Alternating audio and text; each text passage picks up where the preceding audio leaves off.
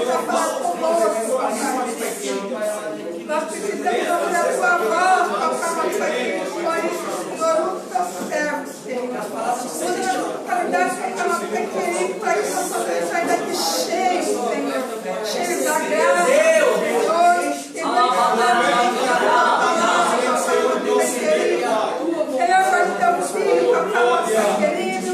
Seja escudo, Senhor, sobre a vida dele, papai, nosso pai querido. Em tudo que ele fizer, Senhor, o Senhor esteja no controle, papai, nosso pai querido, que eu te peço, Senhor. E nesta noite, o Senhor venha derramar a tua graça, papai, através da tua palavra, Senhor, meu Deus, meu Pai. É o que eu te peço e já te agradeço, Senhor, em nome de Jesus. Amém. Amém. Aleluia. Aleluia. Nós em Cristo Jesus seja para o coração novamente. Amém. Deus. Queridos, normalmente, aos domingos, as igrejas pentecostais, neopentecostais, nominam o culto como culto da família. Normalmente, quando você ouve ou lê o chamado para o culto de domingo, é o culto da família.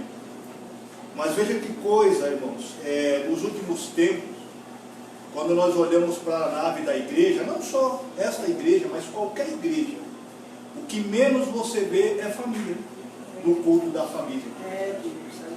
Antigamente, eu não sou um saudosista, eu vivo o meu tempo, a minha época, mas pelo que contam os amigos pastores mais antigos, os irmãos mais antigos, antigamente não eram assim. Antigamente muitas famílias tinham 10 filhos e todos os filhos estavam nos domingos nos cultos com seus pais.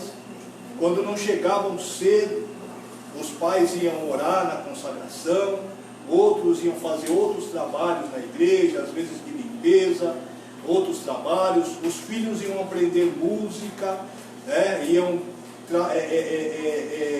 fazer evangelismo. Quanta atividade a igreja tinha, não é verdade? Os tempos mudaram, os tempos modernizaram, e o mundo tem trazido para dentro da igreja ideias do mundo e não da igreja, porque a ideia da igreja, um dos pilares da igreja é a família.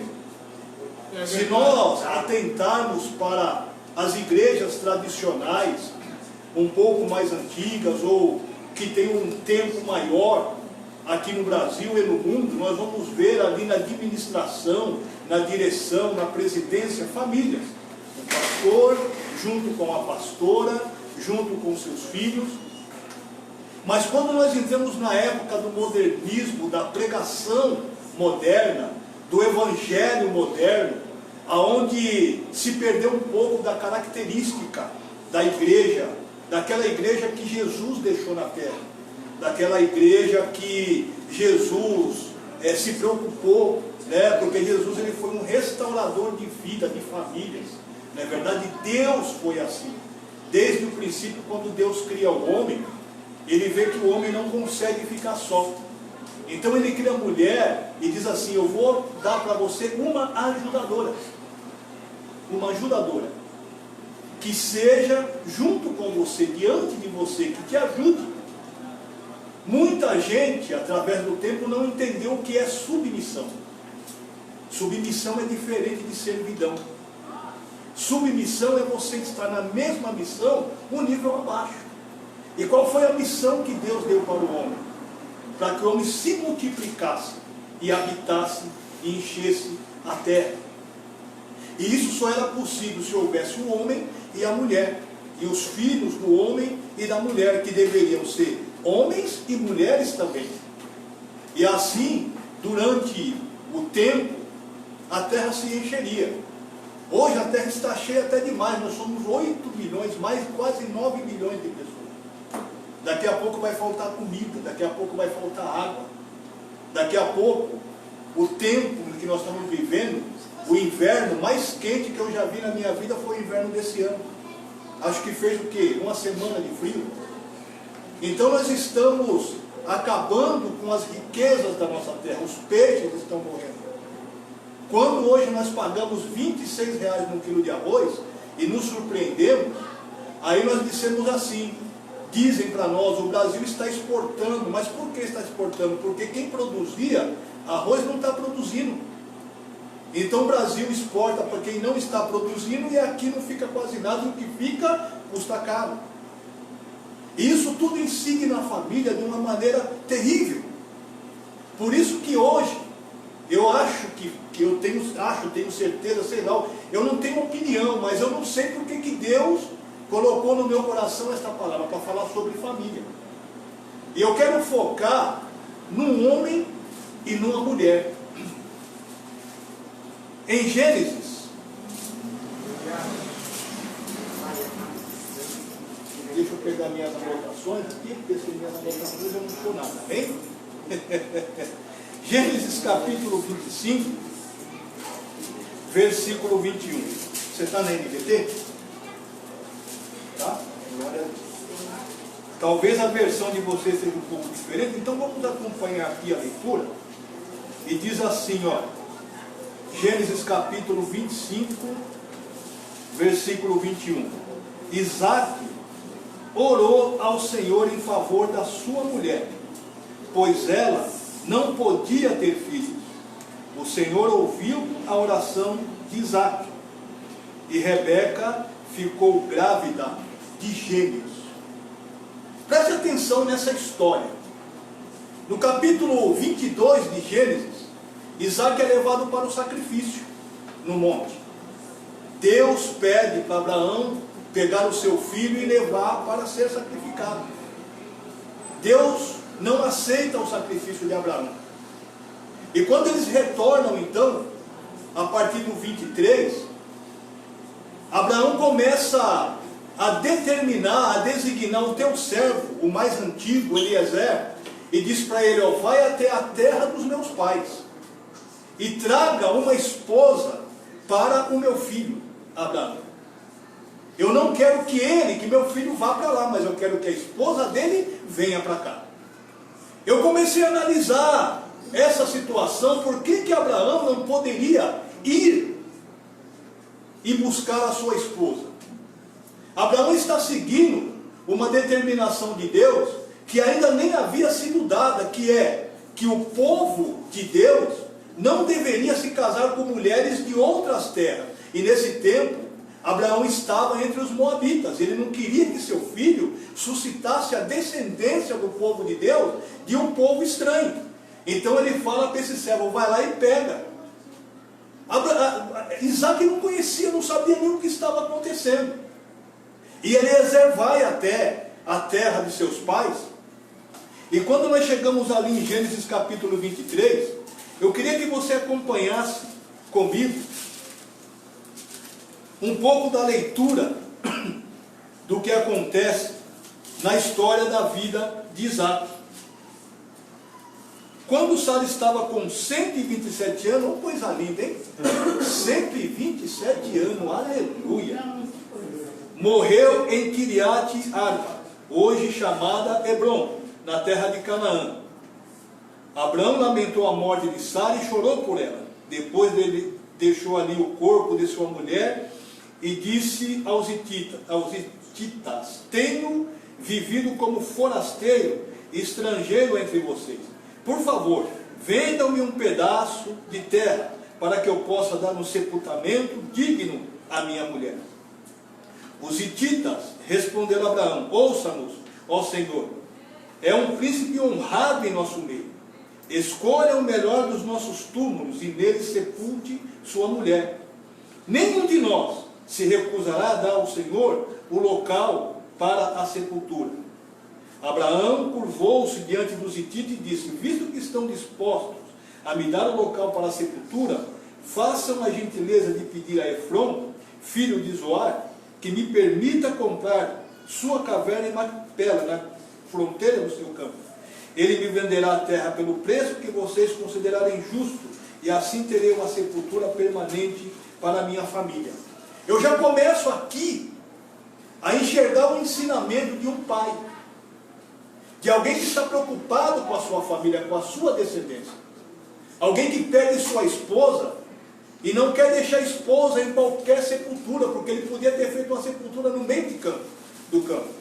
Mas ele se importa em ter um lugar, uma caverna, é assim que eles faziam sepultamentos antigamente, para colocar a sua esposa, e não só sua esposa, mas a sua descendência. Aqueles que viessem depois já teriam garantido o seu lugar de sepultamento. Então Abraão já está ensinando para Isaac como cuidar de uma família. O zelo, a responsabilidade de um pai, de um patriarca, pela sua casa e pela sua família. E se nós continuarmos a leitura, nós vamos pegar aqui o capítulo 24, a partir do versículo 1, e Abraão começa então a falar com seu servo. Abraão estava bem velho e o Senhor o havia abençoado em tudo. Certo dia Abraão disse ao seu servo, o mais antigo, o homem encarregado da sua casa: faça um juramento colocando a mão debaixo da minha coxa. Jure pelo Senhor, o Deus dos céus e da terra, que não deixará meu filho se casar com uma das mulheres cananitas que aqui vivem, mas irá à minha terra natal, aos meus parentes, procurar uma mulher para meu filho Isaque. O servo perguntou: se eu não encontrar uma moça disposta a viajar para um lugar tão distante de sua terra, devo levar Isaque para morar entre seus parentes na terra onde veio? Não, respondeu Abraão. Cuidado, não leve meu filho para lá de jeito nenhum. O Senhor, o Deus do céu, me tirou da casa do meu pai e de minha terra natal. Prometeu solenemente dar esta terra aos meus descendentes. Ele enviará um anjo à sua frente e providenciará para que você encontre ali uma mulher para meu filho. Se ela não estiver disposta a acompanhá-lo de volta, você estará livre do seu juramento, mas não leve meu filho para lá de maneira alguma. Eu não conseguia entender esse pedido de Abraão, por qual razão ele não queria que o filho dele fosse. E eu comecei a meditar nessa palavra e perguntar para Deus por quê, e Deus falou: viu o que Abraão disse? Eu prometi para ele uma terra. Talvez se o filho dele voltasse, não saísse mais de lá, e eu não poderia cumprir a promessa, porque Abraão está velho, está para morrer. A descendência dele é um filho, através da descendência eu vou cumprir minha promessa. E se o filho dele fosse e ficasse na terra? E a terra que Deus prometeu, então Abraão, com discernimento de quem tem cuidado com a sua família, disse: não leve meu filho, traga a esposa para cá. E vamos continuar a história. Deixa eu ver aqui de onde eu vou continuar. Versículo 12 do capítulo 24. Então o servo orou: ó Senhor Deus do meu senhor Abraão, por favor dá-me sucesso hoje, e ser bondoso com meu senhor Abraão. Como vês, estou aqui junto dessa fonte, e as moças da cidade estão vindo tirar água. Esta é minha súplica. Pedirei a uma delas: por favor, dê-me um pouco d'água do seu cântaro para eu beber. Se ela disser: sim, beba, também darei água a seus camelos, que seja ela a moça que escolheste para ser mulher do teu servo Isaque. Desse modo saberei que fosse bondoso com o meu Senhor. Um bom pai, ele não é só exemplo para a sua família, mas também para aqueles que estão vivendo com ele. Olha a atitude desse servo. Alguém que aprendeu que existe um Deus que Abraão adorava e que é um Deus poderoso. Um Deus que você pode orar e ele responde. Se a sua oração agradar a ele, ele responde. Então o servo disse: eu não posso olhar com os meus olhos, eu tenho que olhar com os olhos de Deus, porque Abraão disse: Deus colocará um anjo à sua frente. E ele te mostrará qual é a mulher que você deverá trazer para o meu filho. E o servo, que não era da descendência de Abraão, para que não possa errar, o que ele faz? Ele se prostra diante do Deus Todo-Poderoso. Aleluia. E faz uma oração pedindo a Deus que Deus responda ao anseio não dele, mas de Abraão em relação ao seu filho. E nós continuamos no 15, que diz assim: antes de terminar a oração, o servo viu aproximar-se uma moça chamada Rebeca, que trazia um cântaro no ombro. Ela era a filha de Betuel, filho do irmão de Abraão, Naor, e de sua mulher Milca. Rebeca era muito bonita, tinha idade para casar e era virgem. Ela desceu a fonte, encheu o cântaro e voltou. O servo de Abraão correu até ela e lhe pediu: por favor, dê-me um pouco de água do seu cântaro para eu beber. Sim, meu senhor, beba, respondeu ela. E prontamente baixou o cântaro do ombro e lhe deu de beber. Depois que lhe deu de beber, disse: tirarei água para os seus camelos também, até que estejam satisfeitos. Esvaziou depressa o cântaro no bebedouro e correu de volta ao poço, a fim de tirar água para todos os camelos. O homem observou em silêncio, pensando se o Senhor lhe tinha dado sucesso na sua missão. Por fim, quando os camelos terminaram de beber, o servo deu à moça uma argola de ouro para o nariz e 2 pulseiras grandes de ouro para os braços. De quem você é filha? Perguntou ele. Diga-me, por favor, se seu pai tem lugar para nos hospedar. E ela responde de quem ela é filha: sou filha de Betuel. Dá toda a sua descendência e leva esse homem até a sua casa. Eu estou contando tudo isso para você entender o que é uma família que, debaixo da ordenança de Deus, debaixo da ordem de Deus, tem sucesso. Quando eles chegam na casa, eu vou colocar um pouco mais para frente. Quando eles chegam à casa, o servo de Abraão fala então para Labão, que é o irmão de Abraão. Ele é irmão do Labão? Deixa eu ver aqui se ele é o irmão dele. Glória a Deus. Cadê ele aqui, ó? Cadê o Labão? Ah, sim. Labão era irmão de Rebeca. Amém? Agora eu quero que você preste bastante atenção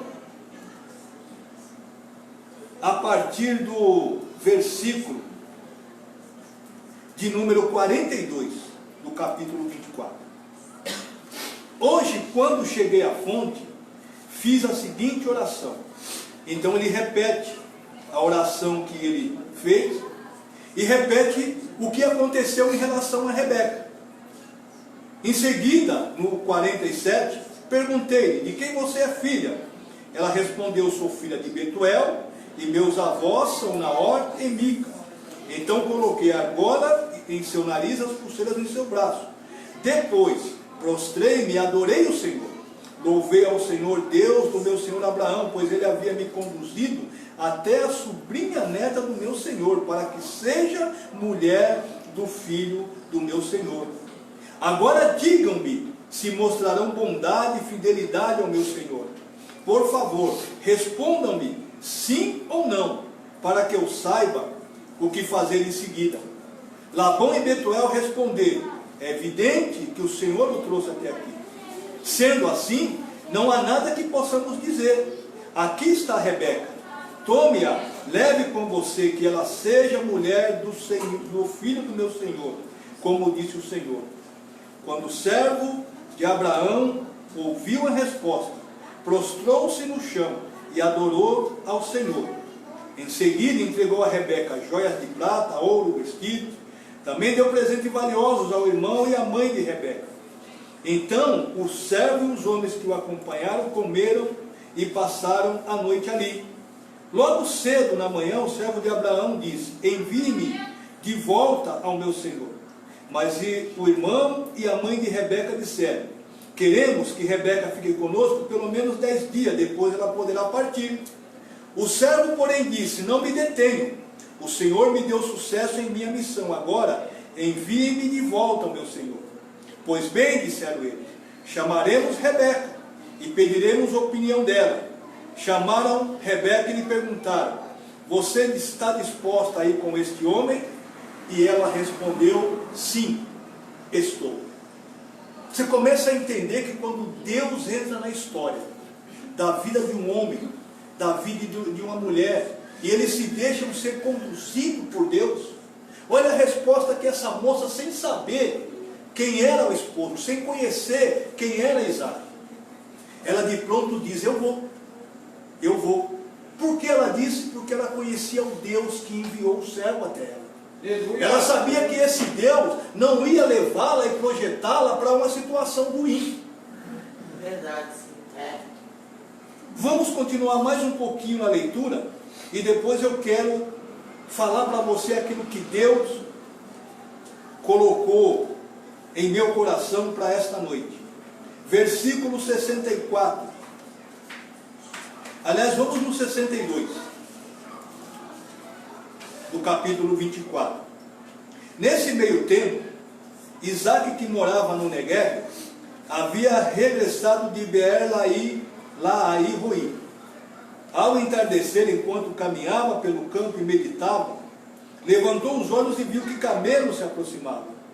Quando Rebeca levantou os olhos, viu Isaac, desceu do camelo no mesmo instante e perguntou ao servo: quem é aquele homem que vem pelo campo ao nosso encontro? Quando ele respondeu: é meu senhor. Rebeca cobriu o rosto com um véu. Depois, o servo contou a Isaac o que havia feito. Isaac a levou para a tenda de Sara, sua mãe, e Rebeca se tornou sua mulher. Ele a amava profundamente, e nela encontrou consolação depois que sua mãe morreu. Alguém pode me explicar como é isso? Como alguém pode amar alguém que nunca viu profundamente? É Deus ou não é Deus purinho nessa situação? É Deus que conduziu ou não foi Deus que conduziu? Olha! A ponto de chegar naquele versículo do capítulo 25, nós vemos Isaac, que se casou com uma mulher que tinha um problema. Se fosse nos dias de hoje, sabe o que aconteceria? Se separaria. O casal se separaria. Mas Isaac agiu de maneira diferente. Isaac começa a clamar a Deus pela sua esposa. Porque naquele tempo, como todos nós sabemos, a mulher que não tinha filho, não suscitava uma descendência, para ela era vergonhoso. Isaac podia despedi-la, simplesmente dizer: olha, com você eu não vou ter descendência, então eu vou arrumar outra mulher.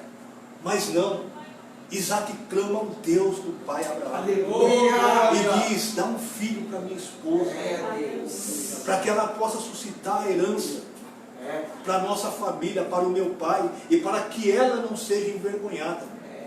E Deus ouve a oração de Abraão, a oração de Isaac. E Rebeca engravida de gêmeos, de 2 filhos. Por que hoje Deus pediu, aliás, Deus ordenou para que eu fizesse essa ministração aos nossos corações? Nós vivemos num tempo em que nós somos livres para escolher. Veja que Isaac não teve tanta liberdade assim de escolha. Eu não sei se Abraão informou para Isaac que ele ia casar ou não. E eu não sei se Rebeca também foi informada que ela ia casar ou não. Se no caminho de volta, o servo de Abraão contou a Isaac assim, desse jeitinho, moreno, olhos verdes, ou negrão, de olho preto, narigudo, cabelo carapinha, ou se ela loiro, cabelo lisinho, né, forte. Não, eu não sei. Mas o que eu sei é que quando eles se encontraram, o amor de Deus foi colocado sobre eles. Existe uma tradição entre os judeus que diz o seguinte: eu posso não me casar com quem amo, mas eu amo com quem eu me caso. Talvez essa seja a grande diferença dessa cultura para a cultura de outros povos, para os tempos que nós vivemos hoje, onde a família está totalmente desfigurada, aonde na grande maioria das vezes os homens são irresponsáveis, deviam ser presos. Eu sempre digo isso, deviam ir para a cadeia, Quando eu e minha esposa nos casamos, diante de um juiz, nós prometemos nos amar na alegria ou na tristeza, na riqueza ou na pobreza, até que a morte nos separe. Eu fiz um juramento diante de um juiz. E a quebra desse juramento devia me colocar na cadeia. Mas as leis do homem são diferentes das leis de Deus. As leis do homem querem mudar a história da família. Querem nos convencer que essa família que Deus zela tanto, que Deus ama tanto, ela não existe mais. Que hoje não importa se você simplesmente, porque alguém disse para mim uma vez, irmão, veja só, um exemplo de Isaac. Ele tomou Rebeca, levou para a tenda da sua mãe e a tomou como mulher.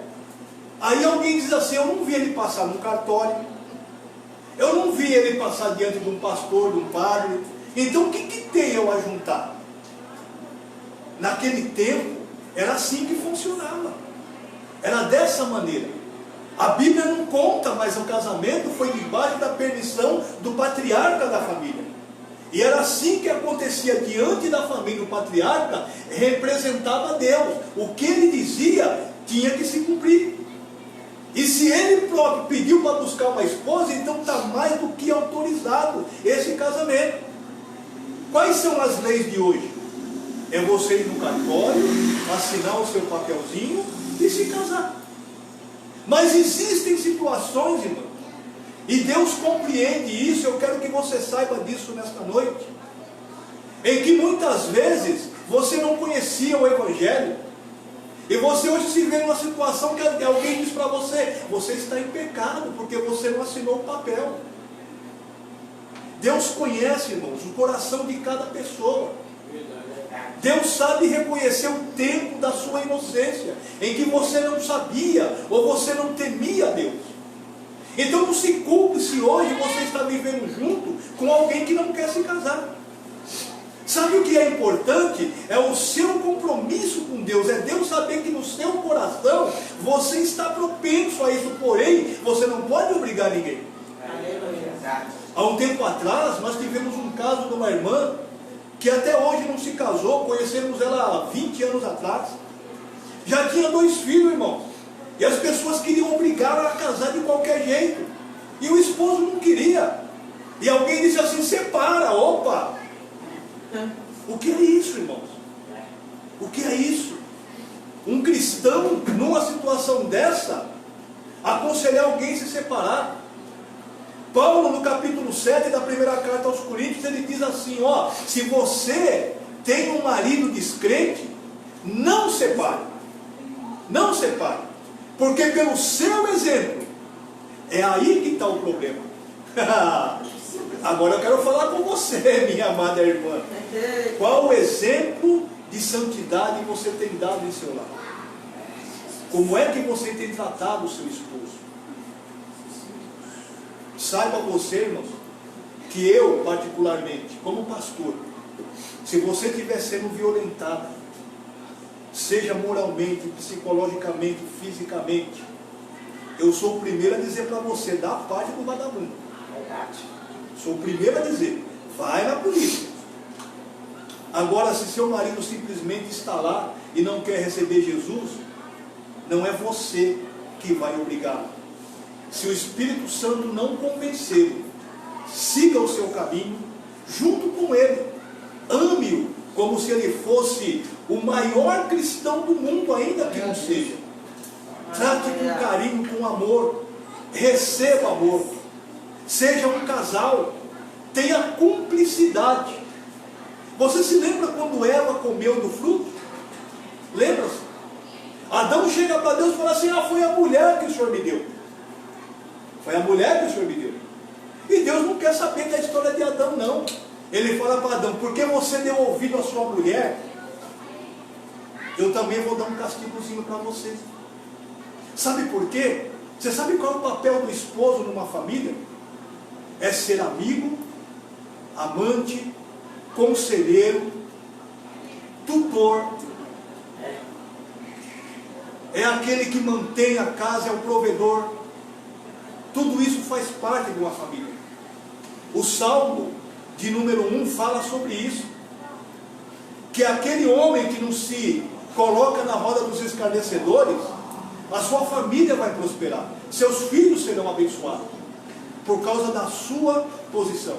Aleluia. Eu fui alguém, irmãos, que quando me casei, não sabia respeitar a minha esposa e nem a minha família. Vivia por aí nos botecos, nunca fui de chegar em casa bêbado, não. Mas não dava atenção à minha família que eu deveria dar. Demorei para aprender o que Deus quer de uma família. Como é que Deus quer que uma família se conduza. Irmãos, eu não tenho nada a ver com o modelo de família, homem com homem, mulher com mulher, isso não me interessa. Cada um viva do jeito que acha que deve viver, porém, na ótica de Deus. E eu quero que você entenda bem isso. Uma família é um homem, uma mulher e a sua prole. Aleluia. Porque quando Deus cria a mulher para entregar ao homem, aí sim ele diz, procrie, abundem a terra. Um homem e uma mulher. Mas você pergunta para mim, quer dizer que duas mulheres não é uma família? Para mim não. Mas se para o mundo é, deixa que o mundo trate assim. Eu não sou contra, não sou a favor, não sou nada. Eu só gosto do que Deus gosta. E se Deus diz que a família é o homem e a mulher, e alguém fala assim, mas essa família tradicional, isso já acabou. Não, não acabou. Deus é o mesmo ontem, hoje e sempre. E a Bíblia diz que juntou Deus, não separe o homem. E é por isso que eu admiro essa história de Isaac. É por isso que eu admiro. Porque alguém que não se conheciam, um casal que nunca se viu, e de repente se encontram pela primeira vez, e Deus encaminhando a coisa, Deus direcionando os acontecimentos, o servo orando e dizendo, Senhor, me mostra. E muitas vezes, irmãos, nós erramos porque não oramos, porque não consagramos ao Senhor o nosso casamento, a nossa vida, o nosso relacionamento, os nossos desejos, as nossas necessidades relativas a um casamento. Aleluia. Muitas vezes o pseudo-amor que se prega, eu estou apaixonado, acaba quando se junta e vive na mesma casa, e um começa a conhecer o outro, um começa a perceber, poxa, eu não sabia que ele era assim, eu não sabia que ela era assim. Eu louvo ao Senhor, irmãos, ela não gosta muito que eu fale, mas eu preciso falar, eu não posso esconder isso. Eu louvo ao Senhor pela mulher que Ele trouxe até a mim. Glória. Eu tenho certeza que foi Deus, irmão. Sabe aquele dia que você está no sofá, com as pernas esticadas assim, criando teia de aranha no meio dos dedos, sem fazer nada. Aí de repente você olha assim e o coração fala assim, já viu o desenho animado?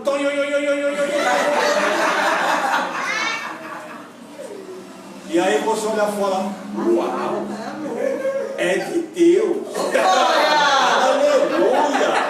Aleluia. Alguém que nem pensava em casar, irmão.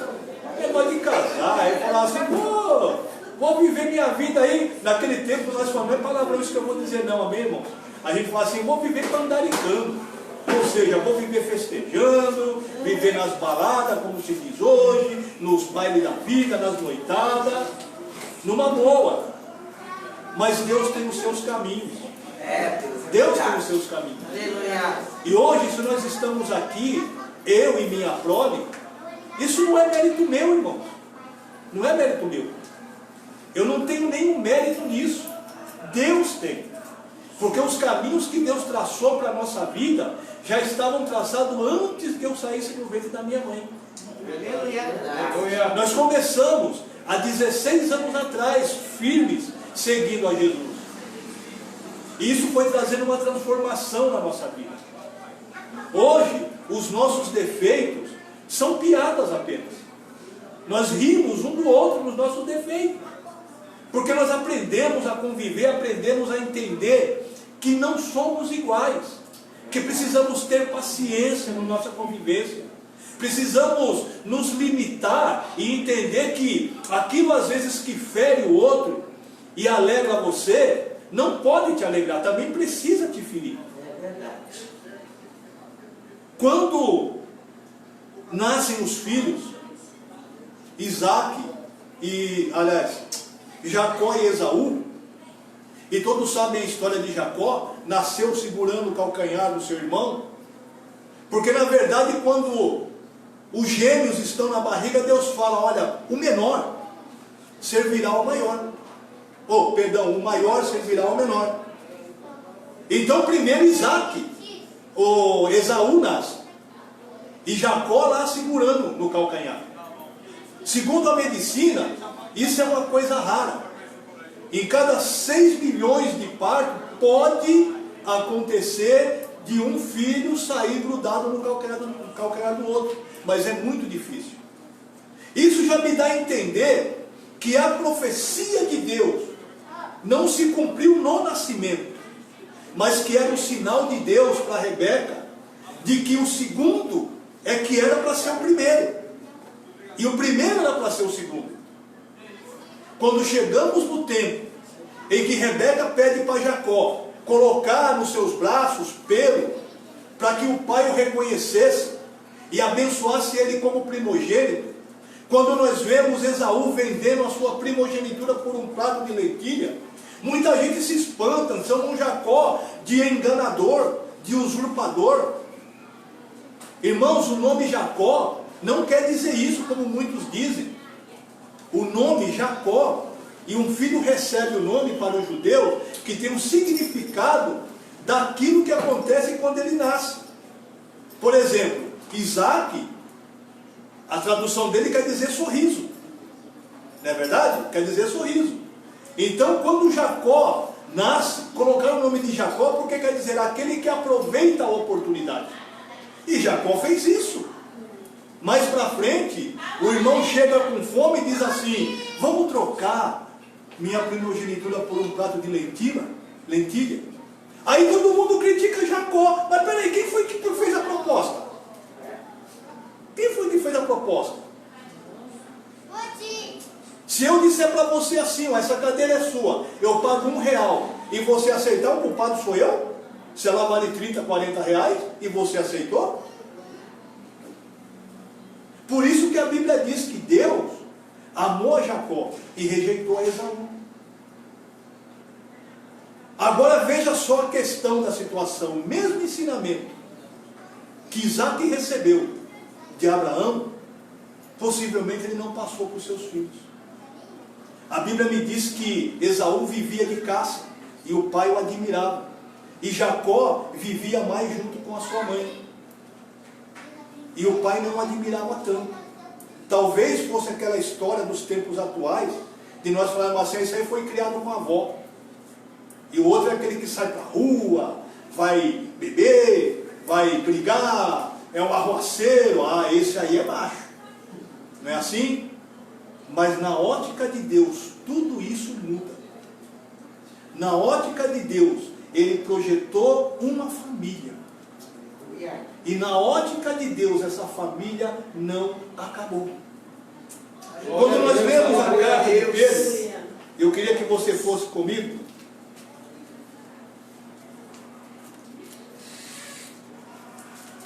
Na carta de na carta aos Efésios. Será que eu vou achar agora aqui?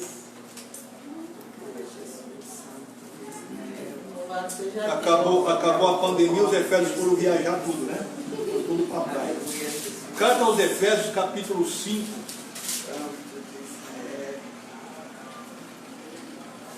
A partir do versículo 21, olha o que diz.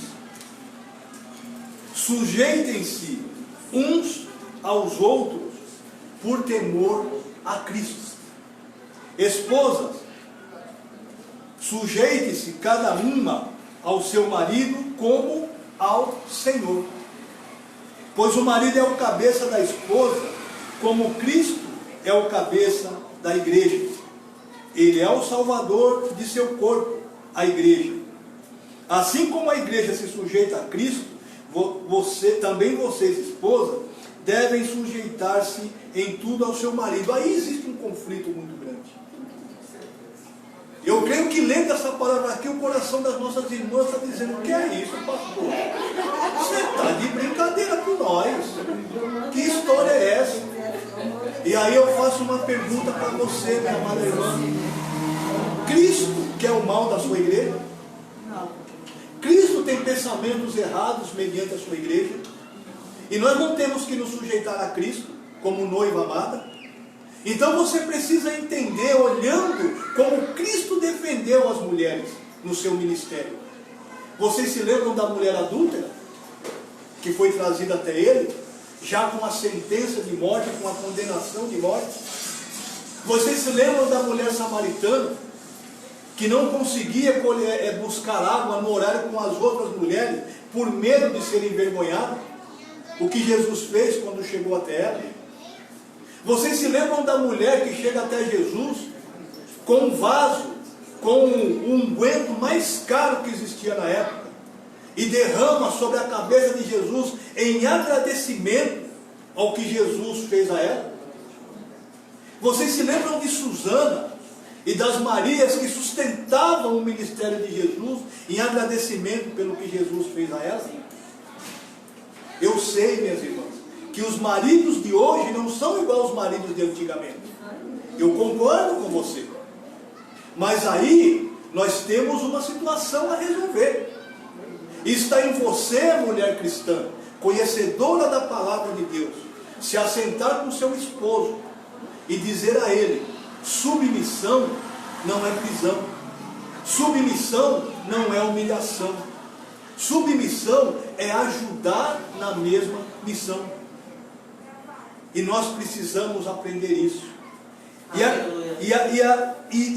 Não, mas agora foi para as mulheres. Agora vem cá, maridão. Mas os homens, quer falar. Versículo 25. Maridos. Veja que a mulher, ele fala assim: sujeita, não é isso? Olha o que ele diz para o homem: ame cada um a sua esposa, como Cristo amou a igreja. Ele entregou a vida por ela. Ele entregou a vida por ela. Nós, maridos, precisamos aprender isso. Nós temos que defender as nossas esposas, mesmo que seja pela morte. Mesmo que ainda tenhamos que morrer, amá-la e defendê-la. Mesmo que ainda tenhamos que morrer. Ele entregou a vida por ela a fim de torná-la santa, purificando-a ao lavá-la com água por meio da palavra. Assim o fez para apresentá-la a si mesmo como igreja gloriosa, sem mancha, ruga ou qualquer outro defeito, mas santa e sem culpa. Da mesma forma, os maridos devem amar cada um a sua esposa, como amam o próprio corpo. Pois o homem que ama a sua esposa, na verdade, ama a si mesmo. Meu Deus. Se alguns maridos soubessem disso,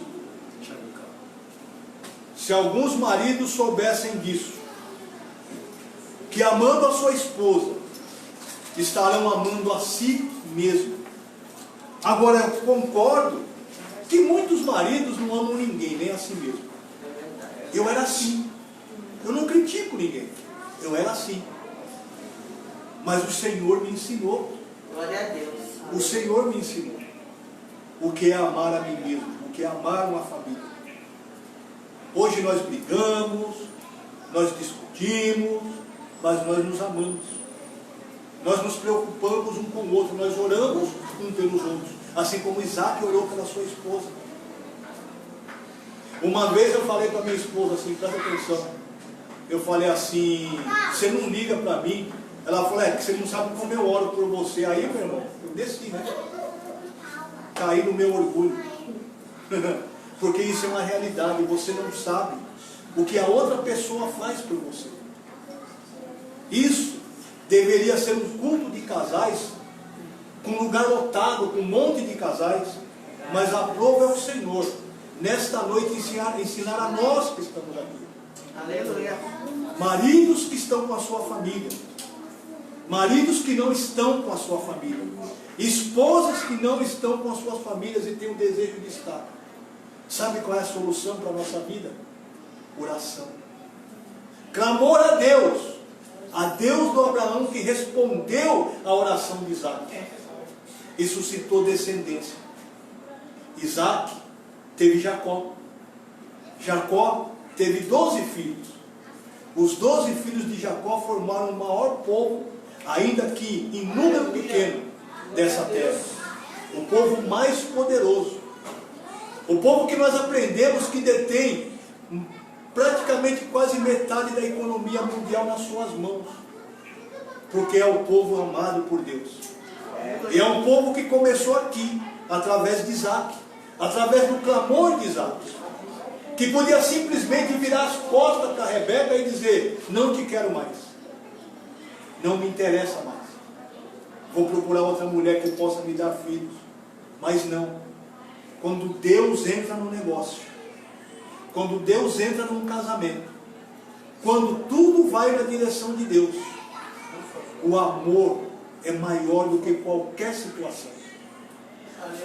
Se não me engano, não sei se foi em 2 Coríntios, 2 aos Coríntios, no capítulo 13,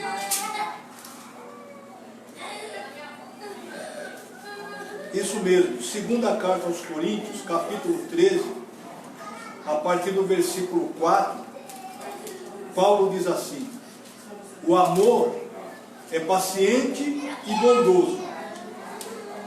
O amor não é ciumento nem presunçoso. Sabe o que ele está dizendo aqui?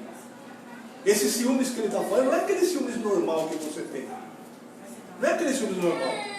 A sua mulher se veste toda bonitinha e tal, você sai e você fala: oh, onde você vai? Não se veste para mim assim? Não, maravilha. Mas ele está dizendo o seguinte: você amar uma pessoa não quer dizer que ela é sua propriedade. Você não pode ter a presunção de que a sua esposa é sua propriedade, nem também o seu marido é sua propriedade. Mas foi alguém que Deus te deu para você amar, respeitar. E aí ele continua dizendo: não é orgulhoso, nem grosseiro. Não exige, presta atenção nisso, mulheres e esposos, preste atenção nisso. Não exige que as coisas sejam a sua maneira. Ai, Jesus, me cura, Senhor. Não é irritável nem rancoroso. Não se alegra com injustiça, mas sim com a verdade. O amor nunca desiste. Nunca perde a fé. Sempre tem esperança e sempre se mantém firme. Eu acho que eu e a Rosa desistimos umas 10 vezes e voltamos umas 10 vezes. Quantas vezes foi? Eu não sei lá. Foi um monte. Eu não conseguia viver sem essa mulher. Ah, meu Deus, que coisa triste quando a gente desistia. Naquele tempo era o tempo dos machão, né? Você não podia mostrar sentimento. Chorar, então, homem chorar, você está de brincadeira, né? Se chorasse no meio da rapaziada, eles iam botar chapéu de florzinha na minha cabeça. E ainda fazer eu usar vestido. Mas lá no escondido, só Deus sabe como eu pranteava. E mesmo sem conhecer a Deus, sem servir a Deus, eu clamava a Deus, falava: Senhor, e aí? Nesse quesito eu não era igual o Jó, não. Deus me deu, Deus tirou, não. Deus me deu, é meu. E graças a Deus, 35 anos. Ô, glória! Estamos juntos. Fora os de namoro, não sei quantos anos vai ser. 40, 42. 2 filhas que nós amamos. Assim, mais ou menos, tá? Olha a misericórdia de Jesus. Nós amamos. E aprendemos a conviver juntos. E nessa noite eu peço a você que leve essa palavra para a sua casa, para a sua vida. Uma coisa que nós estamos vendo hoje acontecer nos casamentos, infelizmente até na igreja, entre pastores, entre pessoas que viviam ser o exemplo. Em Mateus 19, que diz assim, olha, a partir do versículo 1, para eu terminar, vou ver se eu já não passei da hora. Tenho 5 minutos. Quando Jesus terminou de dizer essas coisas, deixou a Galileia e foi para a região da Judéia, a leste do Rio Jordão. Grandes multidões o seguiram e ele curou os enfermos. Alguns fariseus apareceram e tentaram apanhar Jesus numa armadilha, perguntando: deve-se permitir que um homem se divorcie de sua mulher por qualquer motivo? Vocês não leram as Escrituras? Respondeu Jesus. Elas registram que desde o princípio o Criador os fez homem e mulher. E diz: por isso o homem deixa pai e mãe e se une à sua mulher, e os dois se tornam um só. Uma vez que já não são dois, mas um só. Que ninguém separe o que Deus uniu. Eles perguntaram então: por que Moisés disse na lei que o homem poderia dar à esposa um certificado de divórcio e mandá-la embora?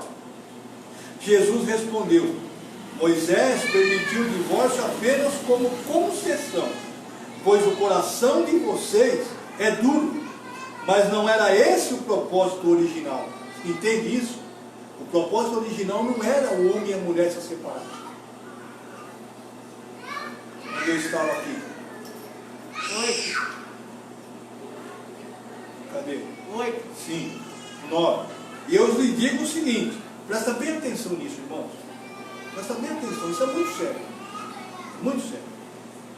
Eu lhes digo o seguinte: quem se divorciar de sua esposa, que só poderá fazer em caso de imoralidade. E quando está aqui imoralidade, irmãos, não é só adultério, ofensa psicológica, agressão física, isso tudo é imoralidade. Agressão física, agressão psicológica, xingamento, humilhação, tudo isso está embutido aqui nessa imoralidade. Amém? E se casar com outra, cometerá o adultério. Você entendeu isso? Se não for por imoralidade, se separar, se divorciar e casar com outra, está cometendo adultério. Isso é sério. Tem muita gente que está em adultério, irmão, e não sabe. E não percebeu. Sabe por quê? Porque olha para esse versículo e diz: ah, não tem nada não é bem isso que quer dizer. É isso que quer dizer. O que eu consigo interpretar disso? Como é que eu consigo livrar pessoas daquilo que Jesus colocou como regra, como norma? Por isso é que hoje eu aconselho a nós que estamos aqui: lute pelo seu casamento. Lute. Se você já se separou, tome cuidado por que motivo você se separou, para você não infringir a regra de Deus. Cuidado com esse negócio de separar e casar de novo e está tudo certo. Não funciona assim para Deus. Pedro dizia: eu obedeço o homem ou obedeço a Deus? Eu obedeço ao homem ou obedeço a Deus? Para os jovens que ainda não se casaram, orem, busquem do Senhor se esse é o caminho que Deus quer para a sua vida. Porque Paulo fala que os jovens, ele aconselha a não se casar, né? Porque quando se casa, vai ter que cuidar da família, das coisas do mundo. E aquele que é solteiro cuida das coisas do Senhor. Mas isso não vem de Deus, é conselho de Paulo. Consegue entender? Não é de Deus. Ele fala: a respeito disso, eu não tenho para falar do Senhor, mas eu, Paulo, vos digo. Ele é sincero. Mas isso ele diz por causa da situação dele, Paulo, e o que ele estava vivendo naquele tempo. Hoje, o que nós podemos aconselhar para o jovem que ainda não casou? Procure alguém que ande com você lado a lado nos caminhos do Senhor, para que você não viva um jugo desigual. Paulo diz o que tem a ver a luz com as trevas. Se você procurar alguém para casar que não é cristão, você pode estar incorrendo num grande erro na sua vida e ter muitos problemas no futuro. Você consegue entender isso? Consegue entender o que Deus colocou hoje para nós que estamos aqui? Porque apesar dos 35 anos de casado, dos 64 anos de idade, não pensa que eu estou imune a acontecer alguma coisa daqui até morrer. Por isso que é importante, na sua casa, você, sua esposa, seus filhos, seu marido, ou se ele não vier, você dobrar os joelhos e clamar pela família. Clamar pelo seu casamento. Ainda é tempo, Deus ainda faz milagre. Glória a Deus. Deus ainda faz milagre.